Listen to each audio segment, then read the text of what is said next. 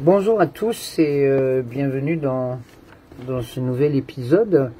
Nous allons changer de décor à partir de demain, puisque je déménage pendant 2-3 mois dans un autre appartement climatisé. Voilà, l'appartement de mes beaux-parents qui s'absentent pendant 3 mois cet été et que nous gardons comme un bon gardiennage sur Paris. Et nous profitons du coup d'une climatisation pendant les fortes chaleurs, ce qui est fort agréable, mais du coup, bien entendu,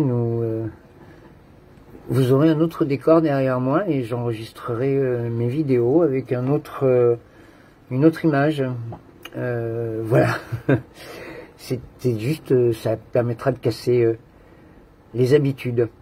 Je vous avais promis dans l'épisode d'hier, en fait c'est ce que je vous ai annoncé, que je vous lirai aujourd'hui un texte auquel je tiens, c'est-à-dire qu'au stade où nous en sommes dans ces vidéos et ce journal de bord, et vous ayant parlé de mon livre comment j'ai vaincu 2 cancers hier, j'ai éprouvé le besoin de vous lire un extrait de ce livre, un extrait précis. Donc comme je l'ai expliqué, si je me suis lancé dans le journal de bord YouTube, c'est parce que tous les moyens d'expression autour de la maladie, ma manière de m'exprimer autour de la maladie et de ce que je ressentais avait été utilisé. J'ai écrit, j'ai fait des chroniques, j'ai donc édité un livre, j'ai fait des sketchs, je me suis exprimé, j'ai souvent pris la parole dans des styles de conférences ou dans des associations, mais voilà, le support YouTube, je ne l'avais jamais utilisé, et c'est la raison pour laquelle je tenais absolument à utiliser ces vidéos quotidiennes, c'est utiliser un support que je ne connaissais pas. Je me penche pour prendre ma gourde, ma fameuse gourde d'eau, puisque comme je vais lire un texte, j'ai besoin évidemment d'avoir toute la salive nécessaire pour vous le lire. Toujours en format vérité, authenticité, sans couper, sans faire de montage ou quoi que ce soit. Donc ce livre, comment j'ai vaincu le cancer, il s'est avéré que j'ai vécu une situation que j'ai écrite lorsque j'étais à l'hôpital, lorsque l'on fait des chimiothérapies et des immunothérapies. Moi j'avais chimiothérapie et immunothérapie couplées. On est en hôpital de jour pendant quelques heures, le temps que l'on nous injecte la plupart du produit. En gros c'est l'oxyloplatine, le gros du produit, et l'immunothérapie. Et après l'on repart chez soi au bout de 3 à 5 heures. Cela dépend évidemment de la durée de temps à l'hôpital, en fonction des demandes et en fonction des autres malades autour de vous. Et vous repartez après avec votre 5FU, votre chimio un petit peu à la ceinture, et qui continue à travers votre cathéter de fonctionner et d'opérer. Pendant 60 heures chez vous, le traitement continue. Et c'est un avantage, comme je l'ai souvent dit, de pouvoir faire sa chimio à l'hôpital, à la maison. Mais on est quand même obligé d'être à l'hôpital la première matinée, pendant les premières heures, pour se faire injecter la plupart du produit. Donc, ce sont des chambres de jour de maximum 3 personnes. Évidemment, les hommes et les femmes ne sont pas mélangés, même si l'hôpital et l'étage gastro-oncologie est mixte. Les chambres, moi j'ai toujours été, il y avait 3 places, 3 lits, et j'ai toujours été entouré de 2 hommes dans les chambres, parfois seulement 1, mais c'était des chambres de 3 personnes. Et il y a eu une matinée où je me suis retrouvé dans une de ces chambres d'hôpital de jour, à l'hôpital Saint-Louis, et où il y avait un seul homme avec moi présent ce jour-là. C'était exactement le 6 décembre 2022, parce que je me suis trompé, mon livre a été édité fin 2023 et non pas fin 2022, c'est ce que j'ai dit hier. Donc cette chronique date du 6 décembre 2022. Et elle dit ceci, je garde les lunettes pour vous le lire, bien entendu. Jeudi dernier, à l'hôpital de jour, juste à mes côtés, pendant que lui et moi recevions nos premières heures respectives de chimio, se trouvait un homme qui m'a fait de la peine. Car tous les 15 jours, lorsque ma cure de chimio-immuno débute, elle se fait dans un premier temps quelques heures à l'hôpital Saint-Louis, en général de 9 h à 15 h, dans une chambre pouvant accueillir jusqu'à 3 personnes.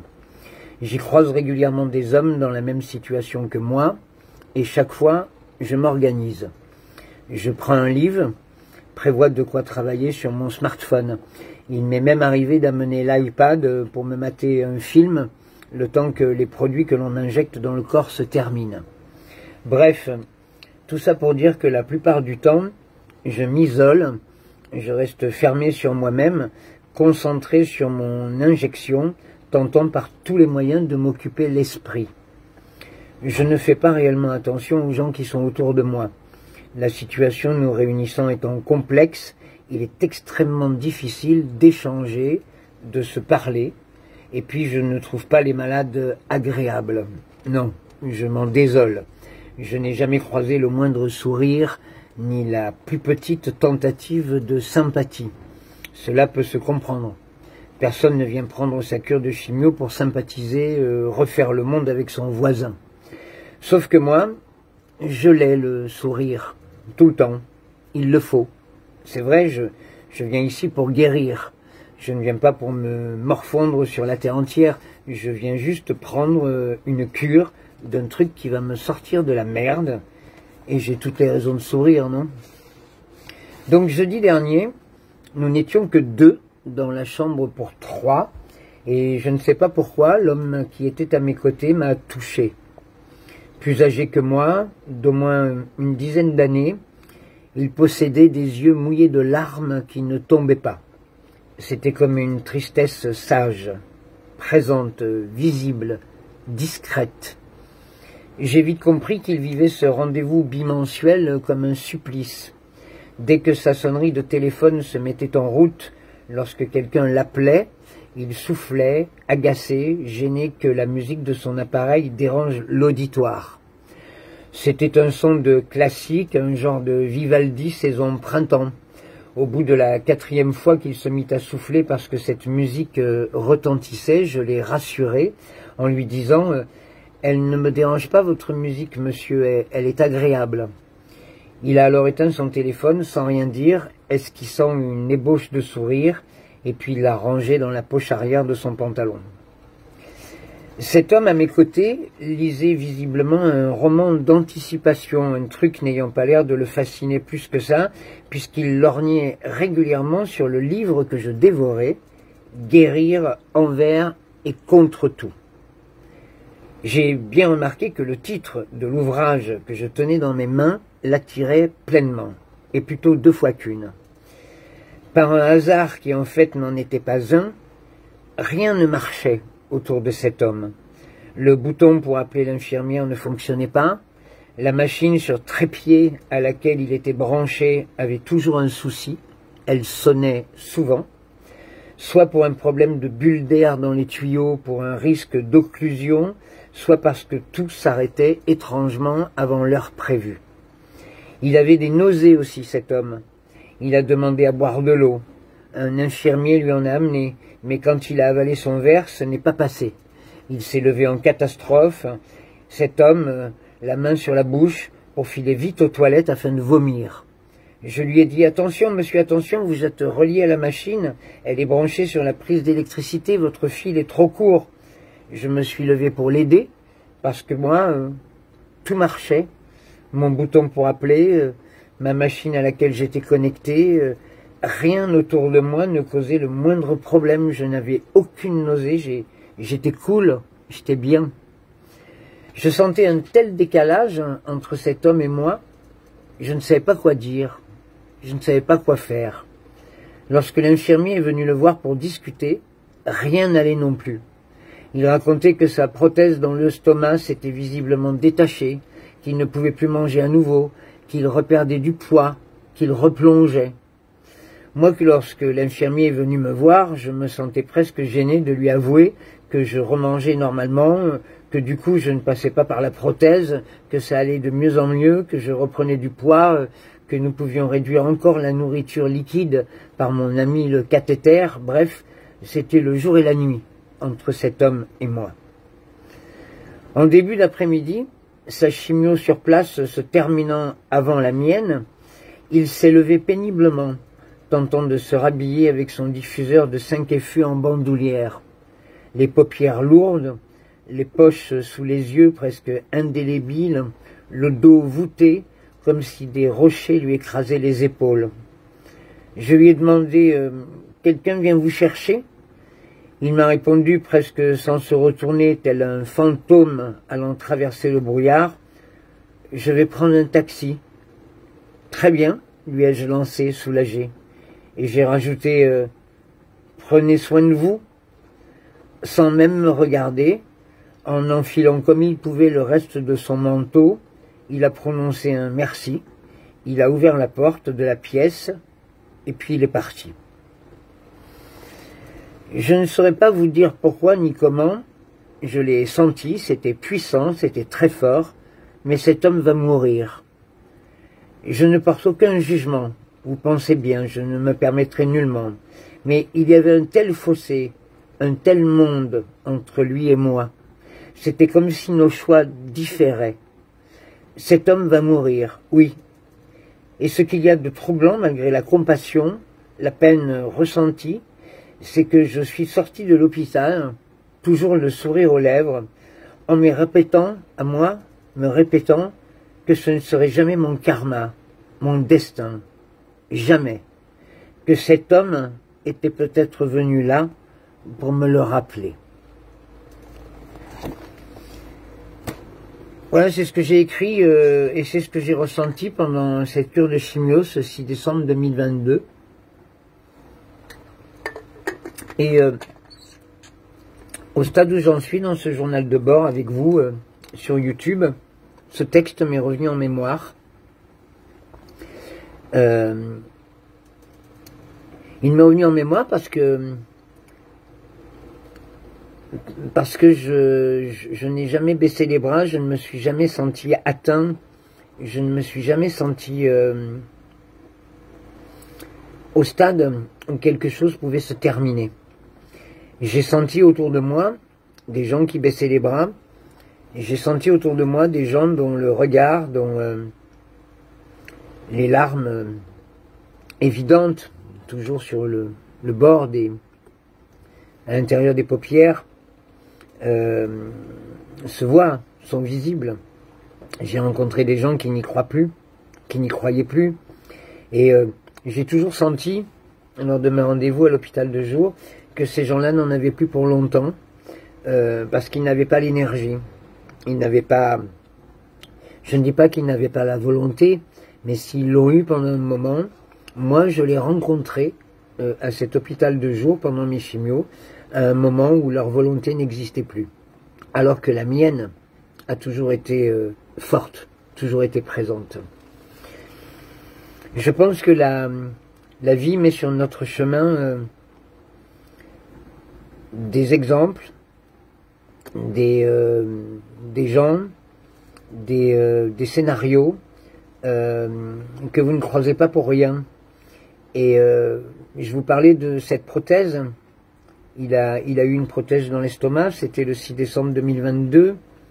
La prothèse que j'ai refusée dernièrement, elle date d'à peine 3 semaines. Il y a 3 semaines qu'on m'a proposé cette même prothèse. Mais je n'ai jamais oublié cet homme qui se plaignait que la prothèse lui recausait des soucis et qui était dans cet état-là et qui m'a fait ressentir ce que je viens de vous lire. C'est une des raisons, entre autres, ayant gardé en mémoire cette scène, pour laquelle j'ai refusé la prothèse et pour laquelle je n'ai jamais... Enfin, je ne veux pas remplacer cet homme-là. Je ne veux pas me retrouver dans la même situation que lui. Aujourd'hui, je ne vais plus à l'hôpital, je ne fais plus de chimio. Je pense que si je l'ai continué, et si j'y étais, je serais en train de suivre le chemin de cet homme. Si j'étais à nouveau en hôpital de jour, et si j'étais à nouveau toujours dans ce rythme lancinant des 15 jours de chimio, je serais en train de baisser les bras à l'heure actuelle. Je serais en train de partir, parce que ces situations-là, à répétition, deviennent beaucoup trop pesantes au bout d'un moment. Beaucoup trop pesantes. J'ai vu quelque part, je ne sais pas où, et on m'en a parlé, qu'il y a un record. Comment d'ailleurs peut-on faire un record de ce genre de choses? Mais il y a quelqu'un qui aurait battu le record et qui aurait eu 250 chimios. Je ne sais pas sur combien de temps, hein, mais cela me paraît totalement impossible. Je ne peux pas imaginer une seule seconde qu'un être humain puisse encaisser 250 cures de chimio d'affilée. Si c'est pas d'affilée, c'est au moins... et puis même 250 cures, c'est énorme. Regardez, moi je suis à même pas 3 ans, c'est en septembre 2022 que le bordel a commencé, et j'ai 37 cures de chimio et 50 cures d'immuno dans les pattes. Et avant, lors du premier cancer, quand j'ai été opéré et que j'ai eu une chimio de contrôle, je n'ai eu que 6 cures de chimio. 6 cures de chimio, et par contre 3 mois, 5 jours sur 7 de radiothérapie. Mais voilà, en 15 ans, je n'ai eu que ça. Donc j'imagine en 250 cures de chimio ce que cela doit donner. Ça me paraît totalement impossible qu'un corps humain puisse tenir ce rythme-là. Voilà, c'est ce que je voulais faire aujourd'hui dans cette vidéo, dans cet épisode. Ce n'est pas pour faire la promo de mon livre, c'est juste pour vous expliquer un état d'esprit et pour vous expliquer pourquoi certaines décisions ont été les miennes dernièrement, parce qu'il y a eu des antécédents, il y a eu des signes autour de moi, j'ai observé beaucoup, et puis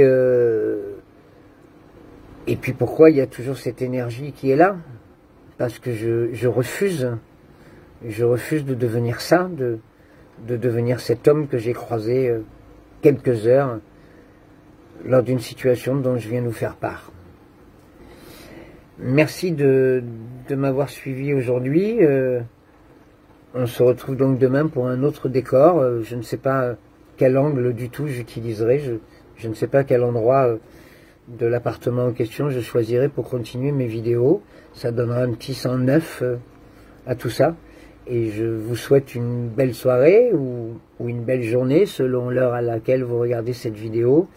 Je vous aime très fort, je vous embrasse et portez soin de vous. À demain.